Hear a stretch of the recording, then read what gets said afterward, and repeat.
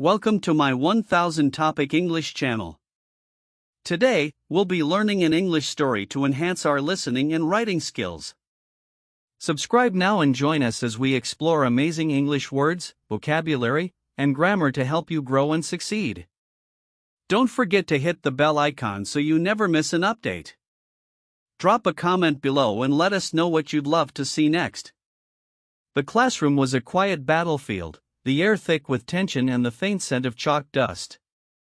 17-year-old Ethan Carter sat at the back, his chair tilted precariously on two legs, his fingers drumming a careless rhythm on the desk. The morning sunlight streamed through the windows, casting long shadows across the room, but Ethan's attention was elsewhere. His sharp blue eyes scanned the room, landing on the nervous faces of his classmates. To him, their anxiety was almost amusing. After all, this was just another exam, another hurdle he'd clear with ease. Ethan had always been the golden boy of Ridgewood High. His name was synonymous with academic excellence, his report card a tapestry of straight A's. Teachers praised him, parents envied him, and his peers admired him, or at least, that's what he told himself. But beneath the surface of his confidence lay a dangerous truth: Ethan had never truly worked for his success. He relied on his natural talent, his quick mind, and his ability to charm his way out of trouble. And why not? It had always worked before. When Mrs. Wilkins, the stern and silver-haired math teacher, handed him the exam paper, her piercing gaze lingered a moment too long. "Mr. Carter," she said, her voice firm but not unkind, "I expect thorough work, not just answers." Ethan flashed her a grin, the kind that had disarmed countless adults before her. "No problem," he replied, his tone dripping with confidence. But as he flipped through the pages, his smile faltered. The problems were nothing like the ones they'd practiced. Complex equations, unfamiliar symbols, and convoluted word problems stared back at him, mocking his earlier bravado. His heart began to race, and for the first time in his academic career, Ethan felt the cold grip of panic. Across the room, his friend Lila Nguyen was bent over her paper, her pencil moving in swift, confident strokes. Ethan's eyes darted to her desk, and a dangerous thought crept into his mind. One glance. Just one. No one will notice. He leaned slightly to the side, his eyes straining to make out the numbers on Lila's paper. His hand trembled as he copied her work, stroke by stroke, his mind racing with excuses. "It's not cheating if I deserve this grade. I'm just borrowing a little luck." But deep down, he knew the truth.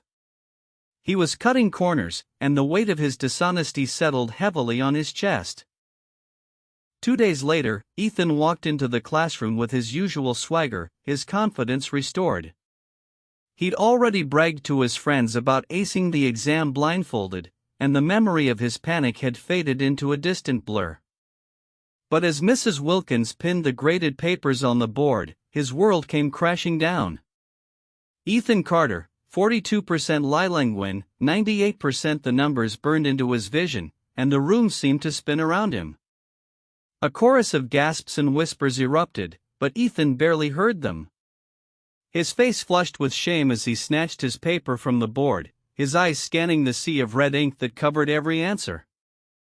At the bottom, in Mrs. Wilkins's neat handwriting, was a single sentence: "See me after class." When the bell rang, Ethan lingered behind, his stomach churning with dread. Mrs. Wilkins sat at her desk, her arms crossed and her expression unreadable. "Do you know why you failed, Ethan?" she asked, her voice calm but cutting. He opened his mouth to protest, to make excuses, but she held up a hand to silence him. "You copied Lila's mistakes. Every single one." Ethan's heart sank. Lila, the diligent student who had spent countless hours studying, had made a critical error early in the exam. Her mistake had cascaded through her work, and Ethan, in his haste, had replicated it perfectly. "Cheating isn't just dishonest," Mrs. Wilkins continued, her tone icy. "It's stupid. You'll retake this exam alone next week. If you fail again, you'll repeat calculus. The days that followed were a blur of shame and regret. Ethan's friends avoided him, their whispers echoing in the hallways. Lila, hurt and betrayed, refused to speak to him. Even his parents, who had always boasted about his genius, now wore expressions of quiet disappointment. For the first time in his life, Ethan felt the weight of his choices pressing down on him, suffocating him. Late one night, hunched over his desk with a mountain of textbooks, Ethan stared at the same derivative problem for the third hour. Tears of frustration blurred his vision as he realized the truth: he had never truly learned anything. His talent was a house of cards, collapsing under the slightest pressure. Desperation forced him to swallow his pride. He knocked on Lila's door, textbooks in hand, and mumbled an apology. "I'm sorry," he said, his voice barely above a whisper. "Will you help me?" Lila hesitated, her arms crossed and her expression guarded. But after a long moment, she sighed and stepped aside. "Sit down," she said. "We'll start with the basics." The retake exam was grueling. Ethan's palms were slick with sweat as he worked through each problem, checking and rechecking his steps. When Mrs. Wilkins graded his paper in silence, the clock's ticking echoed like a drumbeat in his ears. Finally, she looked up. 88%. Well done. Ethan exhaled shakily, his shoulders sagging with relief. It wasn't perfect, but it was honest earned. "Thank you," he said, his voice cracking with emotion. Mrs. Wilkins softened, her stern expression giving way to something almost like pride. "Talent is meaningless without integrity, Ethan," she said. "Remember that."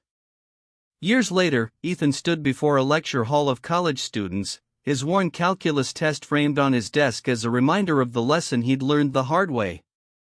"Success isn't about shortcuts," he told the class, his voice steady and sure. "It's about showing up, even when you're terrified of failing." As the students scribbled notes, Ethan smiled.